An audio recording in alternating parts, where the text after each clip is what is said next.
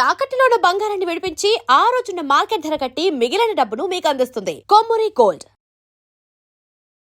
నమస్తే, నేను ముఖేష్. గోకర్ణ గౌరవాన్వితులు, శాక్తేయ సహస్ర కిరణ బిరుదాంకితులు, శక్తిపీఠం వ్యవస్థాపకులు పూజ్యశ్రీ డాక్టర్ స్వామి శాంతానంద పురోహిత్ గారు మనతో పాటు ఉన్నారు. వారితో మాట్లాడే ప్రయత్నం చేద్దాం. గురువు గారు నమస్కారం. శ్రీమాత్రే నమః. సో చాలామంది చెప్తా ఉంటారు, లక్ష్మీ నరసింహస్వామి ఆరాధించడం వల్ల ఖచ్చితంగా అప్పులు అనేటివి తీరిపోతాయని చెప్పేసి. నిజంగా అప్పులు అనేటువంటి ఈ మధ్యకాలంలో చాలామందికి చాలా రకాలుగా వేధిస్తున్నటువంటి సమస్య. ఈ మనం టూర్ పోవాలన్నా ఈఎంఐలు, ఇంట్లో ఉండి ఎంజాయ్ చేయాలన్నా కూడా ఈఎంఐలు చూస్తూనే ఉన్నట్టున్నాం. సో ఇవి కాకుండా బ్యాంకుల నుంచి తీసుకున్న రుణాలు కానివ్వండి, ఇలా రకరకాలుగా ఉంటాయి. అందరికీ ఇది ఒక సమస్యగా మారిపోయింది. ఖచ్చితంగా ధనవంతుల నుంచి పేదవారికి ఖచ్చితంగా అప్పులు అనేటివి ఉంటాయి. ఇవి తీరాలంటే ముఖ్యంగా లక్ష్మీ నరసింహస్వామి ఆరాధన చేస్తే తొందరగా తీరుతాయని చెప్తా ఉంటారు. ముఖ్యంగా స్వామిని ఎలా ఆరాధించాలి, ఎలా ఆరాధించడం వల్ల ఇటువంటి ఫలితాల నుండి ఇటువంటి ఫలితాలు మనం పొందవచ్చు? లక్ష్మీ నరసింహస్వామి మోక్షాన్ని అనుగ్రహించేటటువంటి వాడు, అట్లాగే భోగ భాగ్యాలను కూడా అనుగ్రహించేటటువంటి వాడు. అంటే మామూలుగా లక్ష్మీ నరసింహస్వామి వైరాగ్యం అత్యంత విశేషమైనటువంటి మన సనాతన ధర్మంలో. అటు వైరాగ్యం కలగాలన్నా స్వామి అనుగ్రహం కావాలా, వైరాగ్యానికి విపరీతమైనటువంటి భోగభాగ్యాలు అవి కలగాలన్నా లక్ష్మీ నరసింహస్వామి అనుగ్రహము తప్పనిసరి.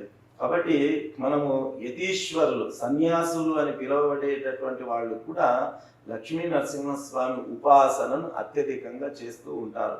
మనం ఎట్లయితే ఆంజనేయ స్వామినో, రాముల వారినో, అమ్మవారినో, గణపతినో ఎట్లాగైతే పూజిస్తామో అట్లా యతీశ్వరులు అనబడేటటువంటి వాళ్ళు నరసింహస్వామిని ప్రధాన దేవతగా ఉండి ఉపాసన, నరసింహోపాసన అనేటటువంటిది వాళ్ళు చేస్తూ ఉంటారు. అంతటి ఉత్కృష్టమైనటువంటి ఉపాసన లక్ష్మీ నరసింహ ఉపాసన. ఇందులో మీరు ప్రస్తావించినటువంటిది అప్పుల బాధ తొలగిపోవాలి అంటే దాన్ని రుణ బాధ అని మనం చెప్పడం జరుగుతుంది. ఈ రుణ బాధ నివృత్తి కావాలి అంటే మనకు లక్ష్మీ నృసింహ రుణ విమోచన స్తోత్రము అని ఉంటుంది. అంటే ప్రత్యేకించి రుణ బాధల నుంచి విముక్తి పొందడానికే ఆ స్తోత్రాన్ని చేయడం జరిగింది. మనకు అట్లాగా 3 స్తోత్రాలు ఉంటాయి ఈ రుణ బాధల నివారణ కావడానికి. ఒకటి రుణ విమోచన లక్ష్మీ గణపతి స్తోత్రము అని ఉంటుంది, రుణ విమోచన లక్ష్మీ నృసింహ స్తోత్రము అని చెప్పి, రుణ విమోచన అంగారక స్తోత్రము అని చెప్పి, ఇవి 3 ప్రత్యేకించి ఈ రుణ బాధల నుంచి విముక్తి పొందడానికి ఈ 3 స్తోత్రాలు మనకు వాంగ్మయంలో ఇవ్వబడింది. అందులో ఈ రుణ విమోచన లక్ష్మీ నృసింహ స్తోత్రము అత్యంత విశేషమైనటువంటిది. ఏకకాలంలో లక్ష్మీ నారాయణులను ఇద్దరిని కూడా ఆరాధించేటటువంటి గొప్ప సువర్ణ అవకాశం మనకు ఈ స్తోత్రంలో మనకు లభ్యమవుతుంది. కాబట్టి మనము ఆ స్వామి వారిని చిత్తశుద్ధితో మన సంకల్పం చేసుకొని మనకు ఉన్నటువంటి బాధలన్నీ తొలగిపోవాలనేటటువంటి ఒక సత్సంకల్పంతో స్వామివారిని మనము పూజించి ఆరాధించి నిత్యము కనీసం 3 సార్లు అయినా ఈ స్తోత్ర పారాయణాన్ని మనం చేసుకొని అలాగే కలకాలం దీన్ని కొనసాగించినట్టయితే తప్పకుండా ఈ రుణ బాధల నుంచి మనం విముక్తి పొందేటటువంటి అవకాశం ఉన్నది. అత్యంత సులువుగా బాధల నుంచి దూరం అయ్యేటటువంటి మార్గాల్లో ఇదొక మార్గము. లక్ష్మీ నృసింహస్వామి ఆరాధన, ప్రత్యేకించి లక్ష్మీ నృసింహ రుణ విమోచన స్తోత్ర పారాయణ అనేది మనకు అత్యంత శీఘ్రంగా ఫలితాన్ని ఇచ్చేటటువంటిది. కాబట్టి దీని అక్షర దోషాలు లేకుండా గురుముఖత నేర్చుకొని ఈ స్తోత్ర పారాయణాన్ని చేస్తే బాగుంటుంది. స్వయంగా స్తోత్ర పారాయణ చేసే అవకాశం లేనటువంటి వాళ్ళు, సమయావకాశం లేనటువంటి వాళ్ళు, లేదా మాకు చదవడం రాదు అనుకున్నటువంటి వాళ్ళు సద్బ్రాహ్మణులను పిలిపించి వారి సంకల్పం చేయించి వారితో మన ఇళ్లలో పారాయణం చేయించినప్పటికీ కూడా మనము ఉత్తమ ఫలితాలను పొందేటటువంటి అవకాశం ఉంటుంది.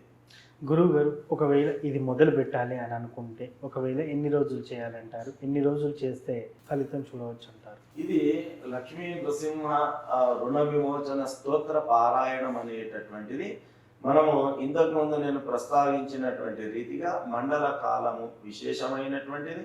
108 రోజులు నిరంతరంగా పారాయణం చేస్తే కూడా మనము త్వరితగతిన ఆ సమస్య నుంచి నివృత్తి పొందేటటువంటి అవకాశం ఉంటుంది.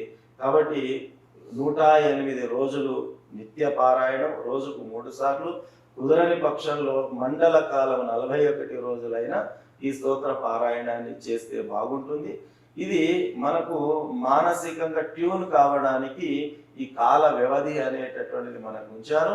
41 రోజులు 108 అనే కాకుండా ప్రతిరోజు కూడా కొనసాగిస్తూ ఉండడం అనేది ఉన్న బాధలు తొలగిపోతాయి. నిరంతరం కొనసాగించడం వల్ల భవిష్యత్తులో వచ్చే రుణ సమస్యలు కూడా రాకుండా ముందుగానే మనం నివృత్తి చేసుకునే అవకాశం ఉంటుంది. కాబట్టి అవకాశం ఉన్నంత మేరకు నిరంతరంగా పారాయణం చేయడం అనేది అత్యంత విశేషమైనటువంటిది. నిరంతర పారాయణ చేయడం వల్ల మంచి ఫలితాలు చూడొచ్చు అంటారు. మరి నిరంతర పారాయణ చేస్తున్నప్పుడు ఇలాంటి అంటుముట్టుతో సంబంధం లేకుండా ఉండొచ్చు అంటారు. ఎప్పుడైనప్పటికీ కూడా మగవాళ్ళకైతే ఎలాంటి సమస్య అనేటటువంటిది ఉండదు. మాతృమూర్తులకు మాత్రం ఆ యొక్క ఏదైతే నెలసరి సమస్య ఉంటుందో ఆ 4 రోజులు మాత్రమే చేయడానికి వీలు లేదు. 4వ రోజు తలంటు స్నానం చేసుకుని 5వ రోజు నుంచి యథావిధిగా కొనసాగించవచ్చు. మిగతా ఏ విషయాల్లో కూడా ఎలాంటి సమస్య లేదు. అంటే పురుషులు చేసుకోవచ్చు, ఆడవాళ్ళు అట్లున్నప్పటికీ పురుషులు చేసుకోవచ్చు. అంటే మంచి విషయం మీరు ప్రస్తావించారు. ఇంట్లో ఎవరైనా ముట్టు మహిళ ఉన్నప్పుడు మహిళలు భర్త కూడా పూజ చేయొచ్చా లేదా అని చెప్పి కొందరు వాళ్ళు కూడా పూజ మానేస్తూ ఉంటారు. అది సరి అయినటువంటిది కాదు. అది ఆ నెలసరి సమస్య, అది వాళ్ళకు సంబంధించింది. వాళ్ళు మాత్రమే 4 రోజులు పూజకు కానీ స్తోత్ర పారాయణాలకు కానీ అవకాశం, అర్హత అనేటటువంటిది ఉండదు. 5వ రోజు నుంచి మళ్ళీ వాళ్ళు యథావిధిగా కొనసాగించవచ్చు. వాళ్ళ సమస్య అలా ఉన్నప్పటికీ కూడా ఆ సమయంలో కూడా పురుషులు ఎంచక్క పూజ, ఈ స్తోత్ర పారాయణాలు అనేవి ఎంచక్క కొనసాగించాలి.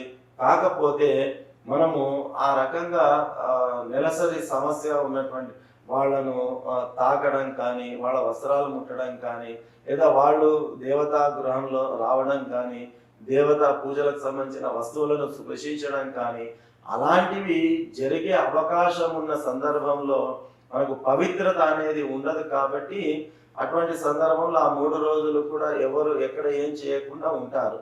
కాబట్టి అలాంటి సమస్య లేకుండా ఉన్న వాతావరణంలో పురుషులు ఎంచక్క వాళ్ళు ఈ శుచి శుభ్రత ఉన్నది, అలాంటి సమస్య ఏమీ లేదు అనుకున్న సందర్భంలో వీళ్ళు కొనసాగించడంలో ఎలాంటి అభ్యంతరం లేదు. సో మొత్తానికి లక్ష్మీ నరసింహస్వామికి సంబంధించినటువంటి రుణ విమోచన సూత్రం చదవడం వల్ల ఎటువంటి ఫలితాలు చూడొచ్చని చాలా చక్కగా చెప్పున్నారు గురుగారు. ముఖ్యంగా అప్పుల బాధతో బాధపడుతున్నటువంటి వారు ఈ సూత్రాన్ని చదవడం వల్ల చక్కటి ఫలితాలు చూడవచ్చని మంచి వివరణ ఇచ్చారు. ధన్యవాదాలు. శ్రీమాత్రే నమః.